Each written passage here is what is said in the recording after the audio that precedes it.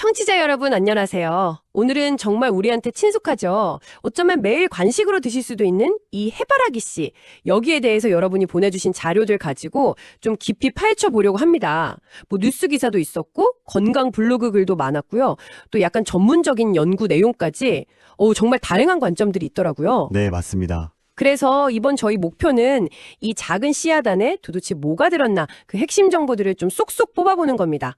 왜 뭐 슈퍼푸드 이런 말까지 드는지, 장점은 뭐고 또 조심할 건 뭔지, 여러분이 다음에 이렇게 한 줌 딱 집어 드시기 전에 아셔야 할 것들 오늘 확실하게 정리해드릴게요. 자, 바로 시작해볼까요? 네, 좋습니다. 일단 어떻게 먹는지부터 좀 시작해서요. 어떤 영양소가 진짜 인상적인지, 그리고 자료들에서 다들 공통적으로 이건 정말 좋다 하는 건강상 이점들, 또 반대로 이건 조심해야 한다 하는 주의점까지 한번 쭉 살펴보겠습니다.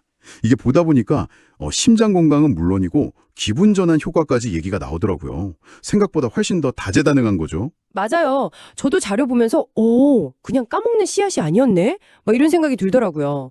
자, 그럼 아주 기본적인 것부터 뭐 해바라기 꽃에서 나오는 씨앗이라는 건 다 아는 거고 이게 전 세계적으로 꽤 인기 있다면서요. 특히 동유럽 그쪽에서 많이 먹는다고요. 네, 맞아요. 자료들 보니까 생으로도 먹고 아니면 볶아서도 먹고, 생으로 먹으면 약간 그 고소하면서 기름진 맛 그런 게 좀 있고, 볶으면 향이 확 살죠. 훨씬 진해지고요.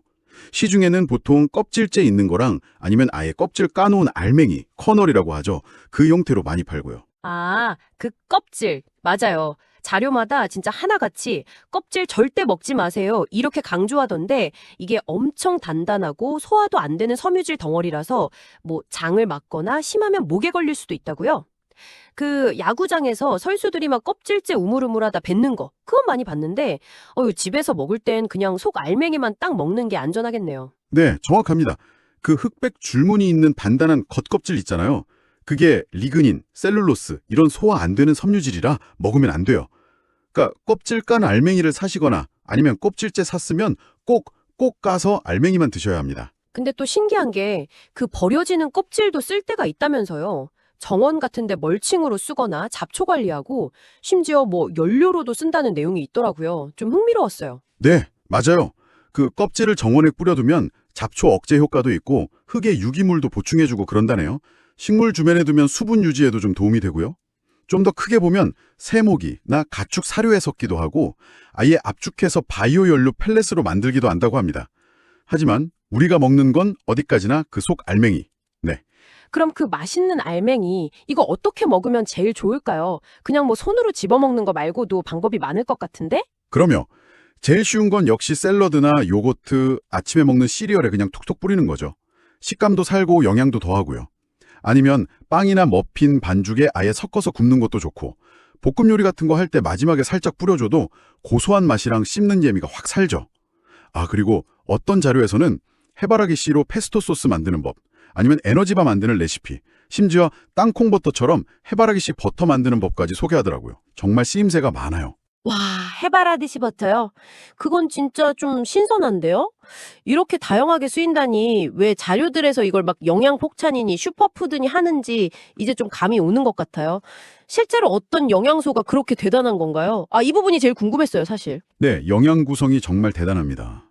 자료들에서 공통적으로 딱 집어서 얘기하는 핵심 영양소들, 이걸 좀 그룹으로 묶어보면요. 우선 건강한 지방의 보고라고 할 수 있어요. 심장에 좋은 불포화 지방산, 특히 오메가6 계열인 리놀레산이 엄청 풍부하고요. 일부 자료에서는 오메가3 얘기도 살짝 있었고, 중요한 건 콜레스테롤은 전혀 없다는 거. 네, 그리고 식물성 단백질, 근육 만들고 유지하는 데 꼭 필요한 단백질도 꽤 들어있고요. 아미노산 구성도 괜찮은 편이에요. 그리고 비타민, 여기서 진짜 주목해야 할 게 비타민 E입니다. 이게 강력한 항산화제인데 다른 씨앗들 뭐 아마시나 참깨, 땅콩 이런 것보다도 함량이 월등히 높다고 여러 자료에서 나오더라고요. 100g당 35mg 넘게 들어있다. 이런 구체적인 숫자까지 있었어요. 그 외에도 우리 몸 에너지 만드는 데 필요한 비타민 B군 있죠. 뭐 B1, B3, B6, 엽산 이런 것들도 다양하게 들어있습니다. 와, 비타민 E가 그렇게 많다고요? 네. 그리고 미네랄도 빼놓을 수 없죠. 특히 셀레늄. 이것도 항산화 작용하고 갑상선 기능에 중요하고요. 그리고 마그네슘. 이건 뭐 신경 안정, 혈압 조절, 뼈 건강 다 관여하는데 이것도 함량이 아주 높아요. 그 외에도 뼈 만드는 인, 면역력에 중요한 아연, 피 만드는 철분 같은 미네랄도 다양하게 들어있고요. 소화 돕는 식이섬유도 물론 풍부하고요. 와, 진짜 뭐가 꽉꽉 들어찬 느낌인데요. 특히 비타민 E랑 셀레늄, 마그네슘 이 세 가지가 높다는 게 딱 기억에 남네요. 그럼 이렇게 좋은 영양소들이 많으니까 이게 구체적으로 우리 건강에는 어떤 좋은 점들을 주는 걸까요? 자료들의 효능이 뭐 엄청 많이 써 있어서 이걸 좀 핵심적인 것들 위주로 정리해 봐야 할 것 같아요. 역시 제일 많이 나온 얘기는 심장 건강이었죠. 맞습니다. 심혈관 건강 개선 효과. 이건 뭐 거의 모든 자료에서 첫 번째로 꼽는 이점이에요. 아까 말씀드린 불포화 지방산도 중요하고 거기에 더해서 피토스테롤이라는 식물성 스테롤 성분이 풍부해요. 이게 뭐냐면 우리 몸에서 나쁜 콜레스테롤, LDL 콜레스테롤이 흡수되는 걸 방해하는 역할을 해요. 약간 콜레스테롤이 우리 몸에 들어와야 할 자리를 이 피토스테롤이 먼저 딱 차지해버리는 그런 느낌? 그래서 결과적으로 혈액 속에 나쁜 콜레스테롤이랑 중성지방 수치를 낮추는 데 도움을 줄 수 있다는 거죠. 아, 피토스테롤. 콜레스테롤이랑 구조가 비슷해서 그렇다고요? 재밌네요. 그럼 혈압은요? 혈압에도 좋나요? 혈압 조절에는 아까 강조했던 마그네슘이 진짜 중요한 역할을 합니다. 마그네슘이 혈관벽 근육을 좀 편안하게 이완시켜줘요. 그럼 혈관이 넓어지고 피가 더 잘 돌겠죠. 그렇게 혈압을 낮추는 데 도움을 줄 수 있고요.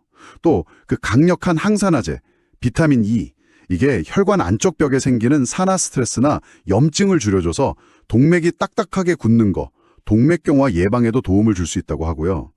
그리고 식이섬유도 콜레스테롤 관리에 도움을 주니까 결국 여러 성분들이 다 같이 작용해서 심장 건강을 지켜주는 셈이죠. 그렇군요. 와, 심장 건강에 정말 여러 각도에서 도움이 되네요. 혈당 조절에 대한 얘기도 꽤 있었어요. 이게 씨앗이라 지방 함량이 높잖아요. 근데 어떻게 혈당 관리에 좋다는 건지 좀 궁금하더라고요. 네, 좋은 질문이에요. 이게 단순히 지방만 많은 게 아니라 식이섬유, 단백질, 그리고 아까 말한 마그네슘, 이 조합이 시너지 효과를 내는 걸로 보여요. 일단 식이섬유가 음식물이 소화되고 흡수되는 속도를 좀 늦춰줘요. 그러니까 밥 먹고 나서 혈당이 갑자기 확 치솟는 걸 막아주는 거죠. 단백질이랑 건강한 지방도 포만감을 줘서 막 폭식하는 걸 막아주고 혈당 반응을 좀 더 완만하게 하는 데 도움을 주고요. 아, 그렇군요. 특히 여기서 주목할 점은 마그네슘인데요. 이게 인슐린 감수성을 좋게 만드는 데 중요한 역할을 한다고 해요. 인슐린이 자기 역할을 잘해야 혈당 조절이 잘 되는데 마그네슘이 그 과정을 돕는다는 거죠. 그리고 한 자료에서는 해바라기 씨가 당뇨합병증 원인 중 하나인 최종 당화산물, 영어로는 AGES라고 하죠. 이거 생성을 억제할 수 있다는 연구 결과도 언급했어요. 이 AGES라는 게 쉽게 말하면 피 속에 당분이 너무 많을 때 단백질이랑 딱 달라붙어서 생기는 약간 노폐물 같은 거거든요. 이게 염증도 일으키고 혈관도 망가뜨리고 하는데 이걸 억제한다니 당뇨 관리하는 분들께는 좀 흥미로운 부분이죠. 아하, 그 AGES를 약간 몸 안에 생기는 녹 같은 거라고 생각하면 이해가 쉬우려나요? 그걸 줄여준다니 진짜 솔깃한데요? 면역력이나 염증 줄여주는 효과는 주로 어떤 성분 덕분일까요? 항산화 성분 얘기가 많던데요? 네, 맞아요. 면역력하고 염증 조절에는 아까도 계속 강조했던 비타민 E, 셀레늄, 그리고 아연 같은 미네랄들, 또 여러 식물성 화합물, 페놀이니 플라보노이드니 하는 것들이 핵심 역할을 합니다. 얘네들이 다 강력한 항산화 능력을 가졌어요. 그래서 우리 몸 세포를 공격해서 노화나 병을 일으키는 그 활성산소 있잖아요. 그걸 없애는 데 도움을 주는 거죠. 이 활성산소 때문에 생기는 손상, 즉 산화 스트레스가 줄어들면 자연스럽게 몸의 염증 반응도 좀 가라앉고 면역 시스템도 더 잘 돌아갈 수 있게 되는 거고요. 실제로 어떤 연구에서는 해바라기 씨 꾸준히 먹은 그룹이 몸 안에 염증 수치가 줄었다, 이런 결과도 있었고요. 또 다른 자료에서는 해바라기 씨 추출물이 항균, 항염 효과가 있어서 상처 치유나 위염증 같은 데도 좋을 수 있다, 이런 얘기도 있었어요. 와, 진짜 팔방미인이네요. 심장, 혈당, 면역, 염증까지? 근데 이게 끝이 아니죠. 자료들 보니까 뇌 건강, 피부 미용, 뼈 튼튼하게 하는 거, 심지어 기분 전환 효과까지 있다던데 이건 좀 너무 간 거 아닌가요? 약간 과장된 것 같기도 하고. 물론 씨앗 하나 먹는다고 만병통치약처럼 다 되는 건 아니지만요. 그래도 워낙 들어있는 영양소들이 다양하고 풍부하다 보니까 여러 신체 기능에 좀 긍정적인 영향을 줄 수 있다는 근거들이 나오는 것 같아요. 몇 가지만 더 볼까요? 뇌 건강 같은 경우는 불포화 지방산하고 비타민 E가 뇌세포 도우하고 피 잘 돌게 하는데 도움을 줄 수 있다고 해요. 그래서 기억력이나 집중력에도 좋을 수 있다는 거죠. 피부에는 역시 비타민 E랑 오메가6 지방산이 중요하고요. 항산화 효과로 피부 늙는 것 좀 늦추고 염증 줄이고 피부 장벽 튼튼하게 해서 촉촉하게 유지하는 데 도움을 줄 수 있다. 이런 얘기고요. 아, 네네. 뼈 건강에는 아까 말한 마그네슘, 인, 구리 이런 미네랄들이 중요해요. 뼈 밀도 유지하고 뼈 구조 튼튼하게 하는 데 꼭 필요하거든요. 그리고 기분 조절 효과는 마그네슘하고 트립토판이라는 아미노산이랑 관련이 있어요. 마그네슘은 신경계를 좀 안정시켜서 스트레스 푸는 데 도움을 줄 수 있고 트립토판은 우리 행복 호르몬이라고 부르는 세로토닌 만드는 재료거든요. 그래서 기분 조절에 좀 긍정적일 수 있다. 이런 거죠. 와, 듣고 보니까 진짜 일리가 있네요. 특정 영양소가 부족하면 관련된 몸 기능에 문제가 생길 수 있는 거니까 그걸 많이 가진 식품이 당연히 도움이 될 수 있겠군요. 하지만 세상에 완벽한 건 없잖아요. 이렇게 좋은 점이 많아도 분명히 조심해야 할 점들이 있을 텐데 자료들에서도 몇 가지 경고 메시지 같은 걸 봤어요. 맞습니다. 좋은 점 아는 것만큼이나 주의사항 아는 게 정말 중요해요. 가장 먼저 그리고 제일 중요하게 나오는 얘기가 바로 섭취량 조절입니다. 해바라기 씨라 영양은 꽉 찼지만 그만큼 칼로리랑 지방 함량도 상당히 높아요. 100g이면 600kcal 훌쩍 넘고 보통 한 줌? 한 30g 정도만 먹어도 160kcal 정도 되거든요. 160이면 거의 밥 반 공기 정도 되네요. 건강한 지방이라고 해도 많이 먹으면 살찌는 건 뭐 당연하겠죠? 그렇죠. 대부분 몸에 좋은 불포화 지방이긴 한데 총 양 자체가 많으니까 생각 없이 막 집어 먹다가는 금방 체중 늘기 쉬워요. 그래서 대부분 자료에서 하루 권장 섭취량을 한 30g 안팎, 딱 작은 한 줌 정도로 얘기하는 이유가 그거예요. 특히 체중 관리하시는 분들은 꼭 양 지키셔야 하고요. 네, 알겠습니다. 두 번째는 나트륨 함량이에요. 시중에 파는 해바라기 씨 중에 맛 때문에 소금 왕창 뿌려놓은 제품들이 꽤 있어요. 혈압 관리 필요하신 분들은 반드시 포장지에 무염 또는 저염 이렇게 써 있는지 확인하고 고르셔야 합니다. 아, 맞아요. 세 번째는 알레르기 가능성. 이것도 있었죠. 해바라기가 국화과 식물이라면서요? 네, 그래서 돼지풀이나 국화 같은 거에 알레르기 있는 분들은 해바라기 씨에도 교차 반응으로 알레르기가 생길 수 있어요. 뭐 가렵거나 발진 나거나 심하면 숨쉬기 힘들어지거나. 그러니까 주의해야 하고요. 네 번째는 소화 문제. 섬유질 많아서 적당히 먹으면 변비에 좋다고 했지만 한 번에 너무 많이 먹으면 오히려 배에 가스 차고 더부룩하고 설사할 수도 있다고요. 그리고 이건 정말 다시 한번 강조하지만 껍질. 껍질은 절대 드시면 안 됩니다. 심하면 장 막힐 수도 있어요. 아, 그리고 좀 걱정됐던 게 중금속 카드뮴 얘기가 있었어요. 이건 괜찮은 건가요? 네, 한 자료에서 그 얘기가 나왔는데 식물이 흙에서 영양분 빨아들일 때 자연스럽게 같이 흡수될 수 있는 중금속이에요. 해바라기가 다른 작물보다는 카드뮴을 좀 더 잘 흡수하는 경향이 있다고 알려져 있긴 해요. 하지만 우리가 보통 먹는 양, 그러니까 하루 한 줌 정도로는 크게 걱정할 수준은 아니라는 게 일반적인 의견입니다. 다만 이것도 역시 너무 많이 먹지는 마세요 하는 이유 중 하나가 될 수는 있겠죠. 모든 적당량이 중요합니다. 그렇군요. 마지막으로 혹시 특정 약 드시는 분들은 좀 주의가 필요해요. 비타민 E가 피 묽게 하는 약, 항응고젤은 상호작용할 수 있고 마그네슘은 혈압약이나 이뇨제에 영향을 줄 수 있거든요. 그러니까 혹시 관련 약 드시고 계시면 해바라기 씨를 매일 꾸준히 많이 드시기 전에는 의사 선생님이나 약사님하고 한번 상의해보는 게 안전합니다. 그렇군요. 칼로리, 나트륨, 알레르기, 소화 문제, 카드뮴, 약물 상호작용까지 와, 생각보다 고려할 점이 꽤 많네요. 결국 핵심은 적당량을 똑똑하게 먹는 거네요. 근데 자료 중에 유독 좀 과학적인 내용이 있었어요. 해바라기 씨 안에 있는 단백질하고 페놀 화합물이라는 게 서로 막 영향을 준다는 얘기였는데 솔직히 좀 어렵더라고요. 이게 우리가 그냥 해바라기 씨 먹는 거랑 무슨 상관이 있는 건가요? 좀 쉽게 설명해 주실 수 있을까요? 네, 그 부분은 약간 식품 과학 쪽 얘기라 조금 복잡하게 느껴지셨을 수 있어요. 간단히 말하면 해바라기 씨 같은 식품 안에는 단백질, 지방 같은 주 영양소 말고도 아까 말한 비타민 E나 여러 항산화 성분들 있죠.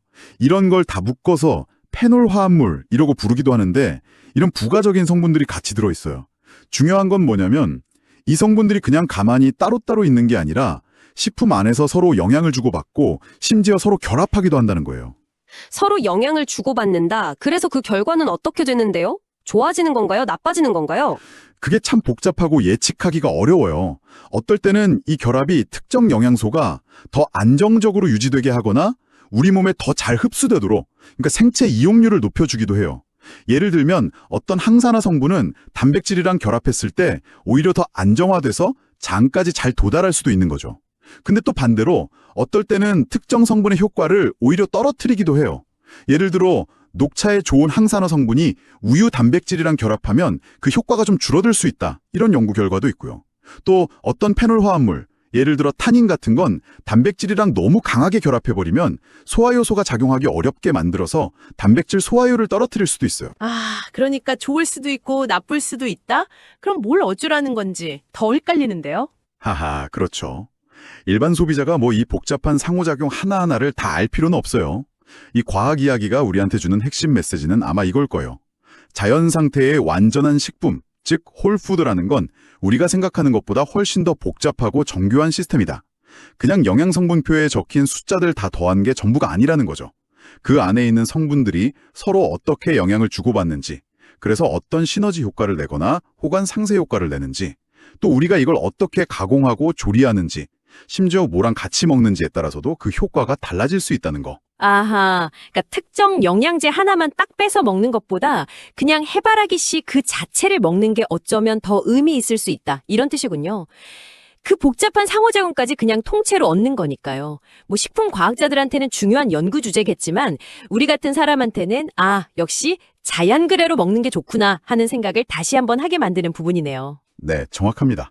딱 그런 관점에서 이해하시면 충분해요. 식품 속 성분들이 어떻게 서로 작용하는지는 아직도 계속 연구 중인 분야이고, 이건 정말 완전 식품의 가치를 다시 생각하게 해주는 부분이죠. 자, 오늘 해바라기 씨에 대해서 정말 깊이 알아봤는데, 아, 정말 유익했습니다. 단순한 그냥 입 심심할 때 먹는 주전부리가 아니라 영양학적으로 상당한 힘을 가진 식품이라는 걸 확실히 알았네요.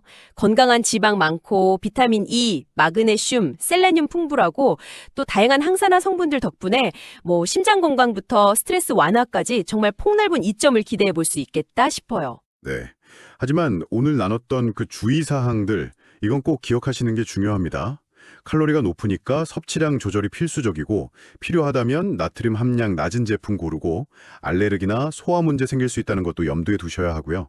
그리고 무엇보다 껍질은 절대 먹으면 안 된다는 거 잊지 마시고요. 맞아요. 하루 딱 한 줌, 한 30g 정도? 이게 그 황금 비율인 것 같네요. 아, 오늘 이 복잡한 자료들 명쾌하게 정리해 주셔서 정말 감사합니다. 저도 즐거웠습니다.